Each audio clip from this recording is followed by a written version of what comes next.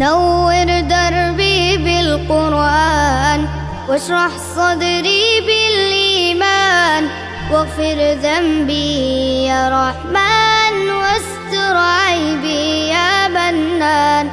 الحمد للہ والصلاة والسلام علی رسول اللہ وعلی آلہ وصحبہ ومن والہ. محترم بھائیو، السلام علیکم ورحمۃ اللہ وبرکاتہ. قرآن کریم کتاب ہدایت ہے، اور یہ کتاب اس لیے اتری ہے تاکہ اس پہ غور کیا جائے، اس سے سبق لیا جائے.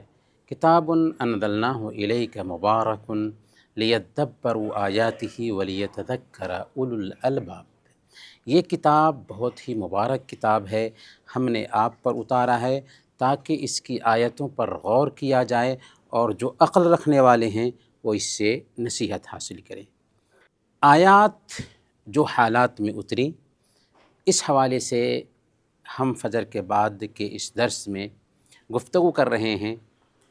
ان حالات میں سے عام طور پر یہ سمجھا جاتا ہے کہ حق بات کو جو نہیں جانتا وہ اس کی مخالفت کرتا ہے اور وہ اسے نہیں اپناتا ہے. لیکن ہمیشہ ایسا نہیں ہوتا، بلکہ کتنے ایسے لوگ ہوتے ہیں جو سچائی کو جانتے ہیں، سمجھتے ہیں، اس کے باوجود بھی سچائی کو نہیں اپناتے. کیوں؟ توفیق نہیں ملی. ابو طالب کو دیکھیے، اللہ کے نبی صلی اللہ علیہ وسلم کی رسالت کی سچائی کو سمجھتا تھا، جانتا تھا، لیکن پھر بھی اس کو ایمان اپنانے کی توفیق نہیں ملی. یہود جو مدینہ میں اللہ کے نبی صلی اللہ علیہ وسلم کے بیچ تھے، اللہ کے نبی صلی اللہ علیہ وسلم کے آنے سے پہلے مشرکین پہ اس بات کا دعویٰ کرتے تھے کہ ایک آخری نبی آئیں گے، جب وہ آئیں گے تو ان کے ساتھ مل کر کے تم پر ہم فتح پا لیں گے. جب اللہ کے نبی صلی اللہ علیہ وسلم آ گئے تو قرآن نے کہا یعرفونہ کما یعرفون ابناءہم، وہ ویسے ہی محمد صلی اللہ علیہ وسلم کو پہچانتے ہیں جیسے وہ اپنے بچوں کو پہچانتے ہیں. پھر بھی کیا کیا؟ پھر بھی انہوں نے اس وجہ سے حسد کیا، اس وجہ سے اسلام سے دور رہ گئے کہ یہ نبی آنے چاہیے تھے بنو اسرائیل میں، لیکن آ گئے بنو اسماعیل میں. تو انہوں نے کیا کیا؟ مسلمانوں کے خلاف یہ پلان کیا کہ مسلمانوں کو کیسے بھی دین سے دور رکھا جائے. سب سے پہلے تو یہ سوچا کہ خود اسلام قبول نہ کریں، پھر کوئی دوسرا اسلام کی طرف دھیان نہ دے، اور جو اسلام قبول کر چکا ہے طرح طرح کے حربے استعمال کر کے ایسے لوگوں کو بھی اسلام سے دور رکھا جائے. اس پس منظر میں اللہ تعالیٰ نے آیت کریمہ اتاری وَدَّ كَثِيرٌ مِّنْ أَهْلِ الْكِتَابِ لَوْ يَرُدُّونَكُم مِّن بَعْدِ إِيمَانِكُمْ كُفَّارًا حَسَدًا مِّنْ عِندِ أَنفُسِهِم مِّن بَعْدِ مَا تَبَيَّنَ لَهُمُ الْحَقُّ فَاعْفُوا وَاصْفَحُوا حَتَّى يَأْتِيَ اللَّهُ بِأَمْرِهِ إِنَّ اللَّهَ عَلَى كُلِّ شَيْءٍ قَدِيرٌ. اہل کتاب میں سے بہت سے لوگ اپنے دل کے حسد کی بنا پر یہ چاہتے ہیں کہ تمہیں ایمان لانے کے بعد پھر کافر بنا دیں. کیا مطلب؟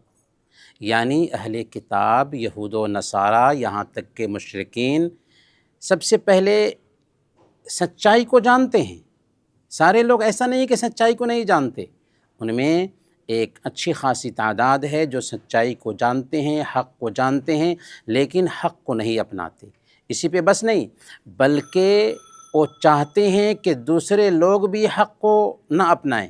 اسی پہ بس نہیں، بلکہ جو حق کو اپنائے ہوئے ہیں، جو اسلام پر چل رہے ہیں، طرح طرح کے حربے اختیار کر کے اسلام سے ان کو دور کرنا چاہتے ہیں. کیوں ایسا کرنا چاہتے ہیں؟ حسد کی بنیاد کہ ان کو اتنی عظیم نعمت کیوں مل گئی. تو یہود اور نصارہ بھی یہی چاہتے تھے، آج کے بھی یہود و نصارہ یہی چاہتے ہیں کہ مسلمان اسلام سے دور ہو جائیں، اسلام سے الگ ہو جائیں. اس کے لیے وہ طرح طرح کے حربے استعمال کرتے ہیں. اللہ تعالیٰ نے کیا فرمایا ہمیں؟ فاعفوا واصفحوا حتی یاتی اللہ بامرہ، انہیں نظر انداز کرو، ان کو معاف کرو یہاں تک کہ اللہ تعالیٰ اپنا فیصلہ لائے۔ تو آج کے ڈیٹ میں بھی ہمیں چاہیے کہ ہم خود اسلام کو سیکھیں، اپنے بچوں کو اسلام سکھائیں، اپنے سماج میں اسلام کی تعلیمات اور اسلام کی بیوٹیز کو عام کریں تاکہ اسلام کی سمجھ عام ہو اور دشمنوں کے جو حربے ہیں وہ ناکام ہو سکیں۔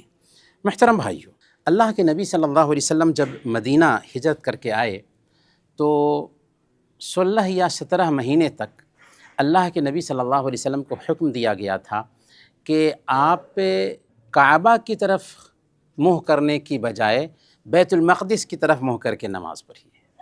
اللہ کے نبی صلی اللہ علیہ وسلم ایسا کرتے رہے، لیکن آپ کی بھی خواہش تھی کہ قبلہ کعبہ ہی ہو جاتا۔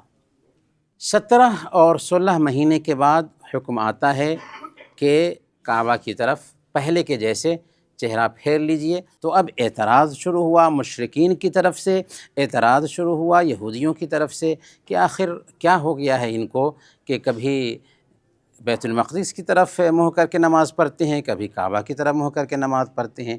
اگر کعبہ کی طرف منہ کر کے نماز پڑھتے تھے تو بیت المقدس کیا غلط تھا؟ اگر بیت المقدس کی طرف نماز پڑھتے تو کیا کعبہ کا قبلہ غلط تھا؟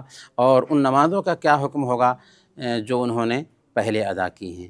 تو اللہ تعالیٰ نے اس پس منظر میں یہ آیت کریمہ اتار دی، قل للہ المشرق والمغرب، قل للہ المشرق والمغرب یہدی من یشاء الی صراط مستقیم۔ بیوقوف لوگ کہیں گے کہ ان مسلمانوں کو اس قبلے سے کس چیز نے دور کر دیا ہے، یعنی بیت المقدس کے قبلے سے کس چیز نے دور کر دیا ہے جس پر وہ پہلے سے تھے؟ آپ فرما دیجئے کہ مشرق اور مغرب اللہ تعالیٰ ہی کا ہے، مشرق اور مغرب اللہ تعالیٰ ہی کا ہے۔ اللہ تعالیٰ چاہے تو قبلہ مشرق کی طرف کر دے، اللہ تعالیٰ چاہے تو قبلہ مغرب کی طرف کر دے، یہ اللہ کی چاہت پر ڈیپینڈ کرتا ہے۔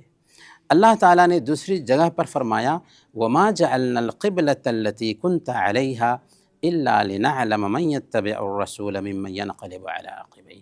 ہم نے کعبہ سے بیت المقدس کی طرف قبلہ پھیرا، کیوں پھیرا؟ تاکہ جان سکیں کہ کس کے اندر اطاعت کا جذبہ پایا جاتا ہے اور کس کے اندر اطاعت کا جذبہ نہیں پایا جاتا۔ میرے بھائیو، اسلام کیا ہے؟ ایک اللہ کی عبادت کرنے کے ساتھ ساتھ پیارے نبی صلی اللہ علیہ وسلم کی اطاعت کا نام ہی اسلام ہے۔ عمل کی قبولیت کی 2 شرطیں ہیں، اخلاص اور متابعت، یعنی ایک اللہ کے لیے وہ عمل ہو اور پیارے نبی صلی اللہ علیہ وسلم کے طریقے کے مطابق اسے انجام دیا جائے۔ اگر اخلاص ہے، سچا اخلاص، دل سے وہ عمل کیا جا رہا ہے لیکن نبی پاک صلی اللہ علیہ وسلم کی اطاعت نہیں ہے تو اس عمل کو ہمارے چہرے پر مار دیا جائے گا۔ تو قبلہ کو بدل کر کے بھی اللہ تعالیٰ نے لوگوں کے دل کا امتحان لینا چاہا تھا کہ کون ہے جو نبی پاک صلی اللہ علیہ وسلم کے اس حکم کو آنکھوں پر رکھتا ہے اور کون ہے جو مخالفت کرتا ہے۔